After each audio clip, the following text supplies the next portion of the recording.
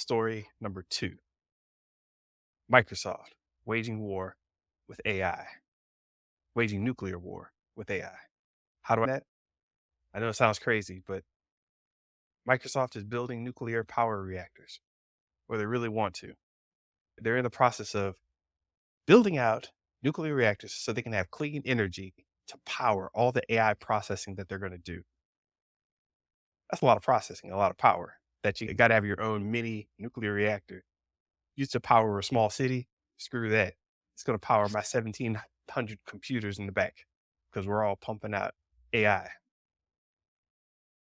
That sounds a little crazy, right? A little dystopian, maybe? I don't know.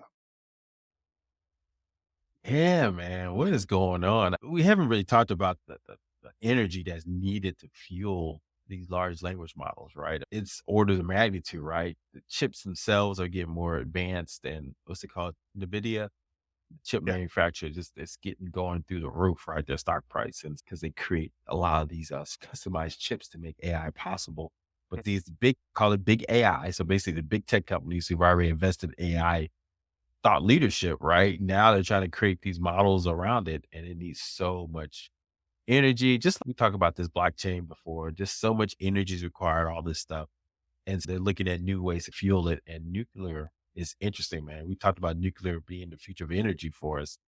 It's going to be the future of our information energy because they're trying to pull that out. So that's interesting, man. They even throw that out there. Like I said, do I have an opinion about this? They're going to figure out a way to fuel this, right? To make this worthwhile for them. And so if it takes nuclear energy, if it takes solar, if it takes thermal, if it takes whatever, they're going to figure this out. But the challenge is going to be, can they do it safely, right? And so that's going to be the next big thing for the future of AI. But You know, Microsoft has more money than God. They can make it happen. yes, they are the primary factor of man to man. That's my acronym for Microsoft, Alphabet, NVIDIA. Yeah, I forgot the rest. I'll get back to you on that. But man to man, look it up. It'll be in the show notes. But anyway, yeah, it's like nuclear power is something that's been off in the wings, and there's been a surprisingly small amount of research to really push that technology because no one's really wanted to. Big oil was already there. People thought it wasn't clean, so let's not, develop it because what are we gonna do? We're gonna cause another nuclear accident. Movies like Chernobyl coming out, so they don't want to give nuclear funding. But it's clean as clean, supposing the thing doesn't blow up. It's a clean energy and it's effective. So now people are talking about putting a reactor in space, and we already have nuclear subs. So just take a sub, put it in space. Now you've got nuclear rockets that can fly everywhere. And Elon's probably already in that camp. Send Oh, don't nuclear get me back. started by Elon, Mr. At, Benja. Elon is so in the oh pot. man, All these governments in the pocket of Elon because he does satellite deliveries. And so there's a mhm, story about, I think it was in the New York Times recently, where his satellite was instrumental in helping Ukraine in their war against Russia yep, because he has a way to turn on off information, GPS locations for certain connections in the country of Russia.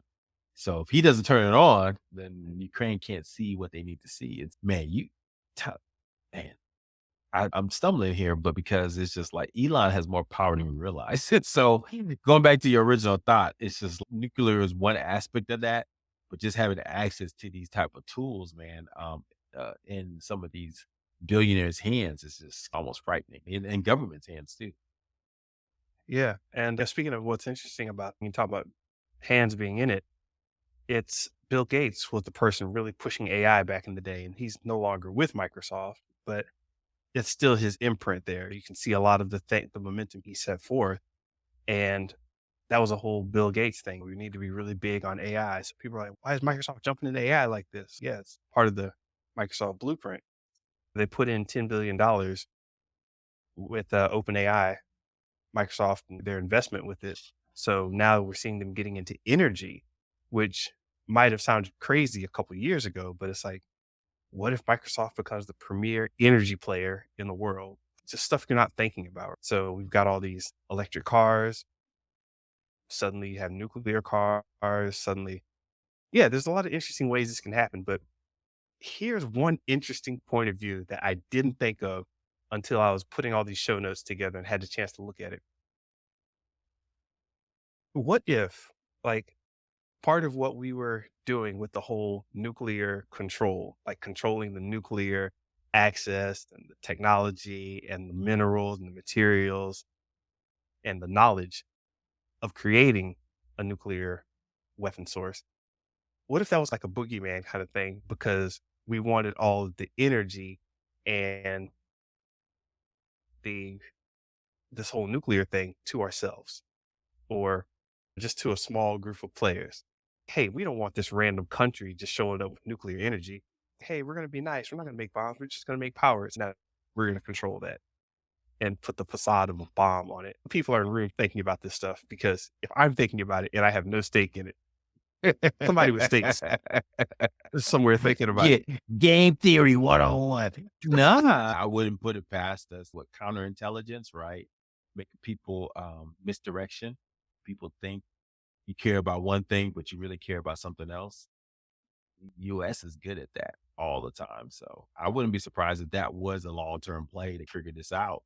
In the meantime, controlling energy, which is going to be the vision for the next 50 years, right? Because we see every new technology that's coming out. Because remember when we were all in blockchains, right? NFT. Yeah. Remember we were talking about energy then, right? We're just Yeah, like, oh, exactly. how we gonna do all this? And oh, it's gonna take so much energy. We got to come up with ways to thermal energy to fuel the blockchain.